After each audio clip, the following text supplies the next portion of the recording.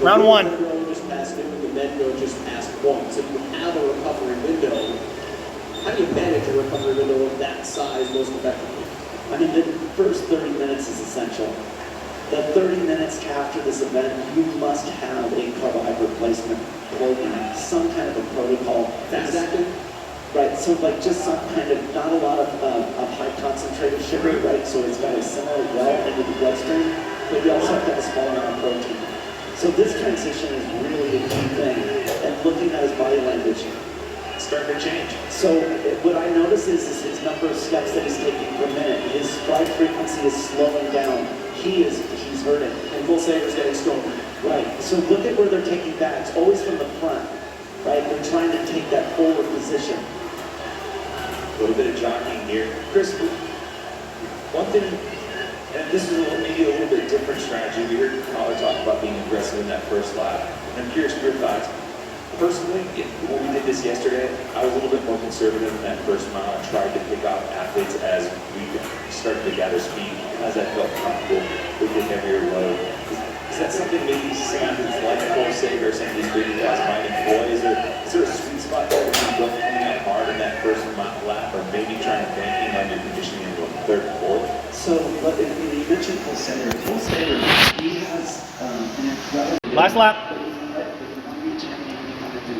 couple of notes on Bethany Shapper. Number 1, she is your new leader on the women's side, so pushing herself to the front of the pack. Number 2, Matt Fox, she opened the water with her mouth. And her move right there. That's really impressive. But number 3, Chris, you said she was your pick to do well and win this event coming into it. Maybe we should have seen that one coming. We talked in the beginning about how different athletic backgrounds play 30 pull-downs. like this. Soccer, track, things of that nature. Bethany Shapper has run 4 triathlons. A lot of experience, and so part of it is that if you don't do long distance events like this would be considered a long distance event. I mean, in track and field, they consider distance 3,000 meters and higher. This is real distance, especially with the time domain. The problem is that you're always doing short time domain workouts. You don't understand how negative thought will propagate. How do you control negative thought? And so in this event, everybody is trying to battle that negative thought and not allow it to take hold. If you have experience in triathlon world, long distance events, you're aware that as soon as negative thought takes hold, you cannot get back out of it. It's now your new pattern of behavior. So that knowledge that she has is a weapon for her, and that's one of the reasons why she was a pick to win. And she's worked a lot on her mental game. As you look at James Spray continuing to lead on the men's side here. This event brought to us in part, our coverage brought to us in part by CBDMD. The CBD you can trust. Visit cbdmd.com/CrossFit and use code CrossFit for 30% off of your order today. That's CBDMD, the CBD you can trust. Chris, you were just talking about like the negative thought, and we've been talking about the mental toughness and the grind that we're into at this point in the final one. I don't know if you use this, but for me, I found it very helpful in that final lap to make some minor mental checkpoints that I use kind of to turn my psyche around, whether it was the downhill, reaffirming that to myself that this is the downhill, this is the good part, or even honestly. Round 2. But keep in mind, what Cole is great at is his tolerance to lactate. So he can take on a massive amount of blood lactate and keep the muscles firing. For other athletes, what happens is the muscles start shutting down. So you're now at 99% capacity, then 98, pretty soon you walk. What I'm looking at is the number of steps that they're taking. And so part of it is like, you look at our leader here, he's taking 150 steps in a minute. And I mentioned before, when Tia runs the run, she's at 185. That matters in terms of speed. How do you do that? I was going to say, that's amazing that you're able to pick up the cadence that quickly. Well, so all you do is you look at the clock and you count the number of steps, 6 seconds and multiply by 10. It's fast. There you go. Don't give away the secret. I was impressed by the wizardry. And this is the last downhill portion, the last significant downhill portion. Is that when you're going to make the move, try and take advantage of that momentum? So in my opinion, what's happening is we're watching the leader knows they're behind, he's not going to turn around because that would be a show of weakness. And so what he's praying is that he slows down a little bit and they're not there. So now he just peaked. So part of it is that he knows they're going to make a move. And he's waiting for them to make a move and then he'll react. This is about to get very interesting here as these athletes make the final turn. Yeah, so look at his stride. He's picking it up. Now he's in full sprint. The other thing to keep in mind in the back of your head is that this is all timed as to when these athletes cross the start line. More than likely. Last lap. Brandon Luckett, the next athlete on the field. And great recovery from Brandon Luckett after this. Huge turnaround from what looked like it could potentially be a weekend-ending injury on the wrist. Bethany Shadburn and DeLugos, the two teammates in Underdog Athletics. DeLugos trying to keep up with the point tally here on the men's side. Bethany Shadburn is your leader on the women's side. This will be a big victory for Bethany in terms of her progress this weekend. A fourth place and a fourth place in the first two events. Surprisingly, that has her in fourth place overall. That's so impressive. I mean, wow. This is her skill set right here. I mean, look how comfortable she looks. Look at that. So Bethany Shadburn makes her way back inside the arena here in inside 33 minutes. Wow. Bethany Shadburn unofficially is her winner on the women's side here in the 6K rock run. And look at the utter devastation across the finish line as these athletes begin their immediate recovery. We just saw Cedric Point. Looks like he out John Pulte to the finish line. Noah Olson just a few steps behind them.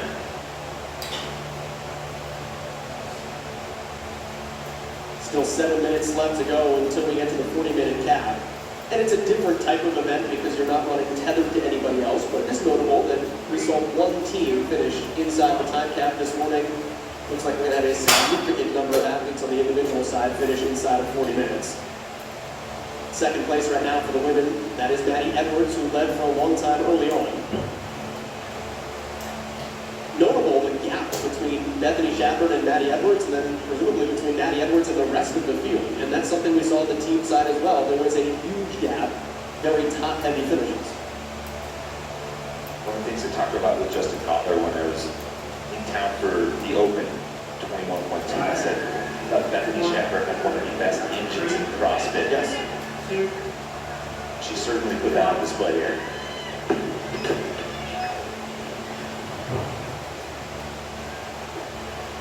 Here comes Maddie Edwards now. Round 3.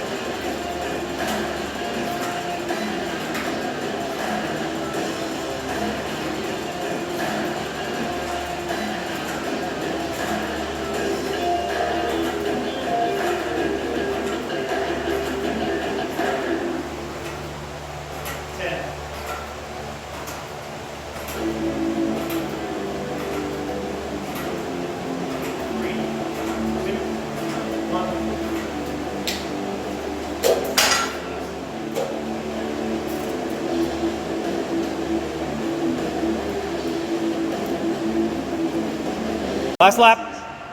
And you can lend some expertise. I know you've helped out with some athletes. You've got your training program, and you've been, trying to parlay some of the stuff that you learned on the competition floor to some other athletes as well. Yeah, for years, I played my cards so close to my chest. I didn't want to give anyone any hints on what I was doing. And so, I basically spoke to no one about what I was doing in training. And now that I have nothing to gain from keeping it myself, trying to share it to the people that want it. And, it's been a lot of fun having a couple games athletes reach out and, they're asking the questions. And it's all like, okay, if I think you're dedicated and you're going to be using this knowledge well, putting together little training camps, and like we just had Medeiros up in Vermont for a couple days, and man, it is fun. It is fun putting them through the test and seeing what he's capable of. Triple G Chipper comes up here. This is a 5-movement event. Starts with 100 pull-ups in a 15-minute time cap. Tommy, you got the GHDs, the pistols, the row, and the dumbbell push press. The hardest part of this is what? Well, it really kind of depends on the athlete. You know, I'm a taller guy, but I hate the one-legged squats, but I love the row. I like the GHD sit-ups. We've seen very different athletes excel at different points, and that's kind of the beauty of some of these chippers, right? There's so much to pick apart in a single event, unless you're someone like Matt Fraser sitting to my left and you just wreck it. Latest Simon Spencer handshake needing to make a move here. He's 20th coming into this event. Came in certainly with some high hopes as a top 5 seed following the quarterfinals. 15 minutes to work on. We are underway. Matt, I will turn that same question I just gave to Tommy T. When you stared down this event, which you did in 2017, what was the part that concerned you, excited you, that strategized you most? You know, there wasn't really one part that concerned me because, you know, you're not spending too much time on any single implement. You know, and as soon as you're done with it, you never have to return to it. So as soon as you're done the reps, you get to move on, and now you're concerned about a new movement. But I would say for most people, the hardest movement is going to be the GHDs. You know, the combination of the time you're spending on it, the rep count, and the difficulty of the movement, and what it's going to do to you for the movements moving forward. I'd say it's the most damaging movement, you know, in terms of how you're going to feel when you get off it. You know, there's obviously exceptions on some of the big guys on the pull-up bar. That's a detriment to them.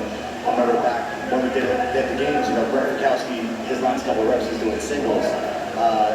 But then you have people that have mobility issues that, you know, the pistols are really difficult. But I'd say across the board, the GHDs is going to be the most damaging to most people. What I love about this workout is it doesn't favor any one particular build or skill level. I'm going to be looking for the guy that has no home run hits. He doesn't have a wheelhouse workout. This is going to be his time to shine. You know, he's not going to be the first off the pull-up bar. He's not going to crank his focus on Last round. And just being smooth and efficient through everything. On a workout like this, if you try to rush it, by the time you get to minute 8 or 9, you're going to be at this huge detriment, and then the final movement is something where you need to have a little reserve of energy for that heavy dumbbell.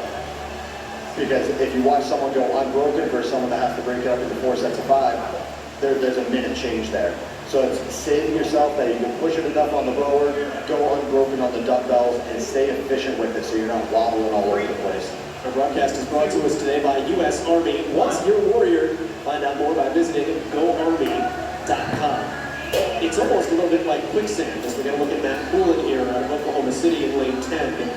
The harder you try, the further behind you can fall. You almost just have to do your thing and hope that at the end of the day that's enough to get you where you need to be. Yeah, I think once you get to the rower, you know, if you can peek at the screen directly next to you, if you're in a race there, maybe you can kick up the pace a little bit. That's some good motivation.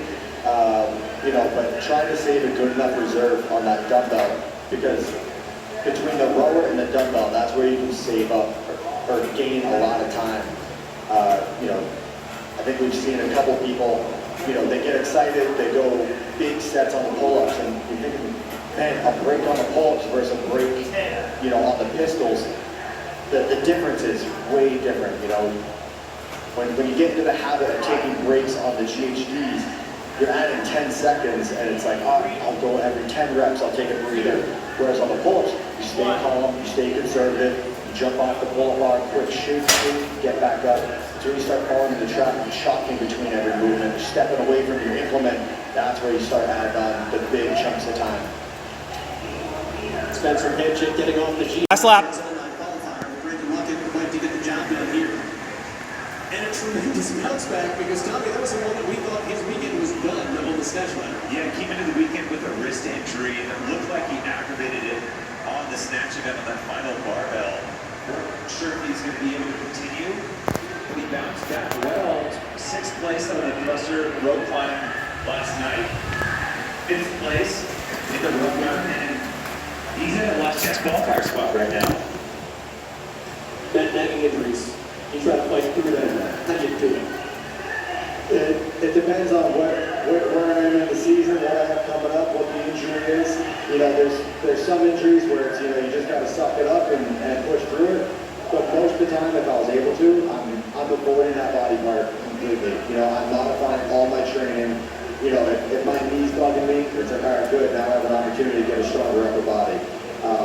You know, trying to push through those things, you basically have to acknowledge that, okay, I'm not getting rid of this injury. It's going to stay here. So certain times in the season, it's a necessity, but I try to avoid it. I'm really interested in the race right now between Panchak and Pulldowns. His technique on the pistols was so square, so symmetric, like beautiful technique. He got a couple low reps, but he looked much more efficient. But Metcon going at the same pace, but you know, there's a lot of side-to-side oscillation, kicking the leg out to the side a little bit.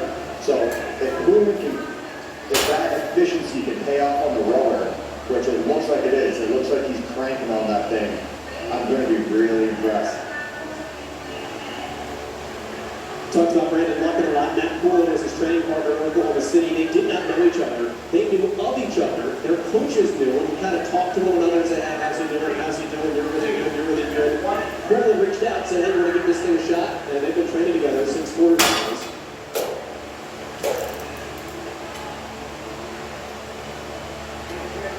Matt, for a set of 40 calories here, what is the kind of pace? We've seen some athletes in the women's team around between 1,200 and 900. Is there a particular pacing you're looking at?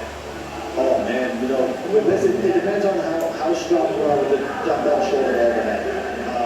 If you're confident with your shoulder mobility and you're still being able to push with your legs and not having to recruit your upper body, then the row is basically your last movement. This is where you're going to bury, put the pedal down, bury the needle, and go, knowing that, okay, if I know I'm getting 20 unbroken shoulder overhead, the row is essentially your last movement. But if it's going to be difficult, you need to conserve. And I mean, yeah, look at Panchak. I mean, if you were able to just go in straight push press on the dumbbell, that saves so much time. It takes out a couple spots where you can, you know, lose it. You're not having to time the dumbbell going overhead. God, they both look strong. I'm curious, if you have one side that's maybe not as strong as the other, because some of these single arm movements, are you leading with the weak side when you're more fresh? Maybe leading with the strength side just to get some reps in? You know, I would say probably lead with your strong side, especially coming off the lower. You're going to be at more of a deficit. And if you're proficient at the dumbbell, hopefully you're getting more and more recovery.